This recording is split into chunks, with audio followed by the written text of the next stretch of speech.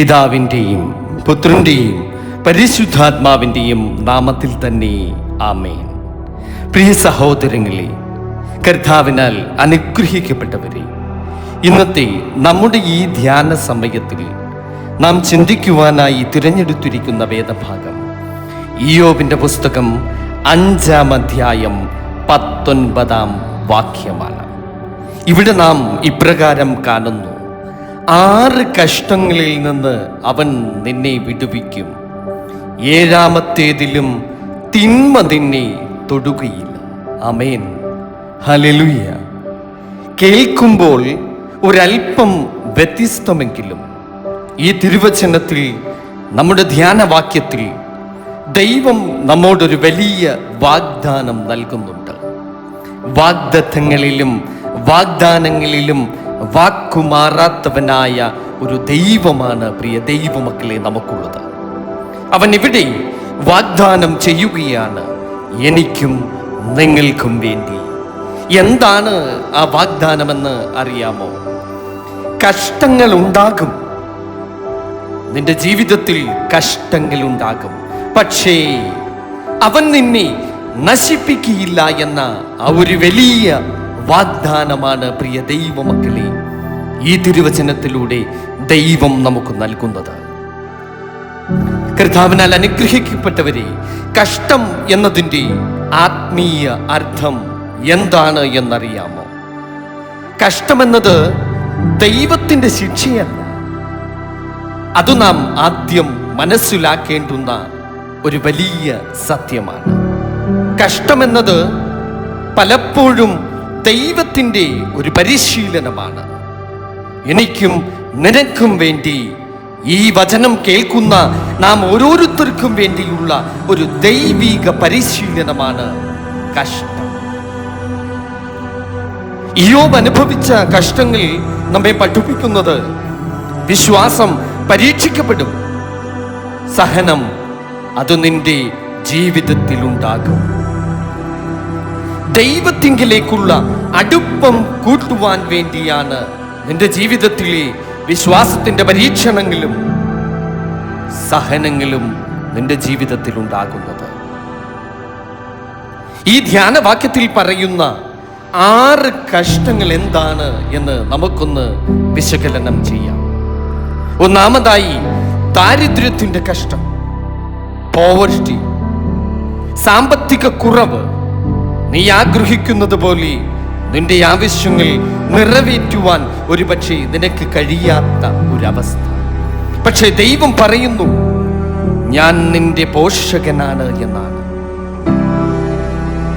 കൈവിടുന്ന ഒരു ലോകത്തിലാണ് നീയും ഞാനും ഉള്ളതെങ്കിലും നിന്നെ കൈപിടിച്ചു നടത്തുന്ന ഒരു ദൈവം നിനക്കുണ്ട് പ്രിയ ദൈവമൈതലേ.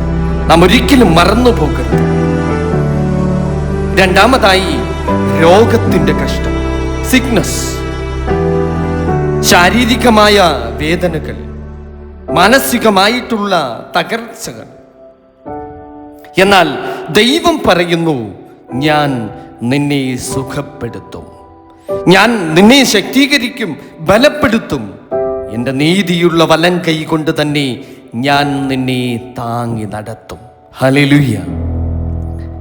രോഗം ശരീരത്തിൽ വരാം, പക്ഷെങ്കിൽ അത് ആത്മാവിൽ വരരുത് പ്രിയ ദൈവമക്കളെ. നീ എപ്പോഴും ആത്മാവിൽ പ്രാർത്ഥിച്ചും അതിനായി ജാഗരിച്ചും കൊണ്ട് മുൻപോട്ട് പോകുക. മൂന്നാമതായി, നിന്ദയും അപമാനവും, റിജക്ഷൻ ആൻഡ് ഷെയിം. ആളുകൾ നിന്നെ തെറ്റായി കാണും, നിന്നെ നിന്ദിക്കും. എന്നാൽ ദൈവം പറയുന്നു, ഞാൻ നിന്നെ ഉയർത്തും.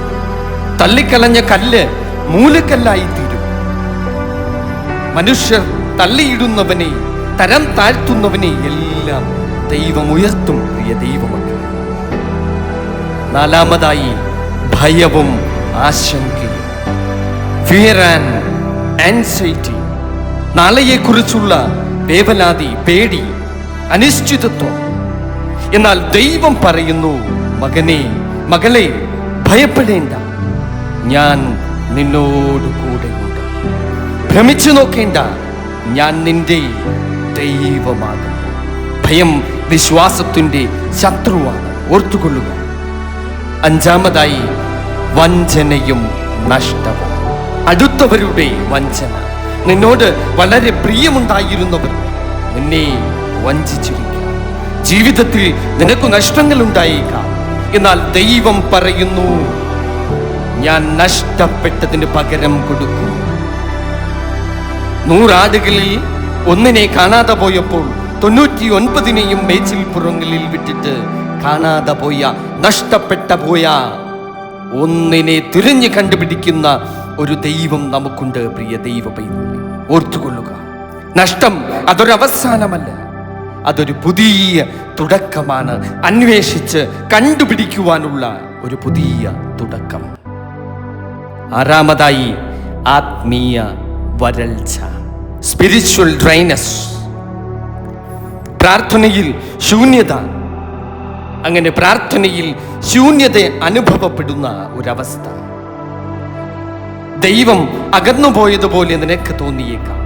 എന്നാൽ ദൈവം പറയുന്നു, ഞാൻ നിന്നെ വിട്ടിട്ടില്ല, ഞാൻ നിന്നെ വിട്ടുപോയിട്ടില്ല. പ്രിയ ദൈവ പൈതലേ, ദൈവം നിശബ്ദനായാലും നിന്നിൽ നിന്ന് അകന്നു പോയിട്ടില്ല, നിന്റെ അരികിൽ തന്നെയുണ്ട്. ഇവയാണ് ഈ ധ്യാനവാക്യത്തിൽ പറയുന്ന 6 കഷ്ടങ്ങൾ. ഇവയിൽ നിന്നെല്ലാം ദൈവം നിന്നെ വിടുവിക്കും. നീ വചനത്തിൽ ഉറച്ചു നിന്ന് വിശ്വസിക്കുക മാത്രം ചെയ്യുക. വിശ്വസിച്ചാൽ നീ ദൈവത്തിൻ്റെ മഹത്വം കാണും. ഹല്ലേലൂയ. ഞാൻ ഒന്നുകൂടി ആവർത്തിക്കാം. ഈ 6 കഷ്ടങ്ങൾ: ദാരിദ്ര്യത്തിൻ്റെ കഷ്ടം, രോഗത്തിൻ്റെ കഷ്ടം, നിന്ദയും അപമാനവും, ഭയവും ആശങ്കയും, വഞ്ചനയും നഷ്ടവും, ആത്മീയ വരൾച്ച. അങ്ങനെയെങ്കിൽ ഈ ധ്യാനവാക്യത്തിൽ പറയുന്ന 7ാമത്തെ തിന്മ ഏതാണ്? അത് നിന്നെ തൊടുകയില്ല എന്നാണ് വചനം പറയുന്നത്. അതെന്താണ് എന്നറിയാമോ പ്രിയ ദൈവമക്കളെ? നിന്റെ സമ്പൂർണ്ണ നാശം. അത് നിന്നെ തൊടുകയില്ല. ആ തിന്മ നിന്നെ തൊടുകയില്ല എന്നാണ് വചനം പറയുന്നത്. ആത്മീയ വരൾച്ചകൾ, ആത്മീയ വീഴ്ചകൾ നിന്റെ ജീവിതത്തിൽ ഉണ്ടായിരിക്കാം. നീ ദൈവത്തിൽ നിന്ന് ഒരുപക്ഷെ അകന്നുപോയേക്കാം. ദൈവം ചില കഷ്ടതകളിൽ കൂടി, സഹനങ്ങളിൽ കൂടി നിന്നെ നടത്തിയെന്നിരിക്കാം. ഇവയെല്ലാം നിന്റെ വിശ്വാസത്തെ ഒന്ന് ഉറപ്പിച്ചു നിർത്തുവാൻ വേണ്ടിയുള്ള ദൈവിക പരീക്ഷണങ്ങളായിരുന്നു. പ്രിയ ദൈവ പൈതലേ, വിശ്വസിക്കാം. പക്ഷേ നിന്നെ നശിപ്പിക്കുവാൻ അവൻ ഒരിക്കലും അനുവദിക്കുകയില്ല. പ്രിയ ദൈവമക്കളേ, ആമേൻ, ഹല്ലേലൂയ. കർത്താവേ, ഈ 6 കഷ്ടങ്ങളിൽ കൂടി ഞങ്ങൾ കടന്നു പോകുമ്പോൾ ഞങ്ങളെ വിടാതെ കൂടെയിരിക്കണമേ. 7ാമത്തെ നാശത്തിൽ നിന്ന് ഞങ്ങളെ സംരക്ഷിച്ചു കൊള്ളണമേ. ആമേൻ. സ്തോത്രം. ഹല്ലേലൂയ.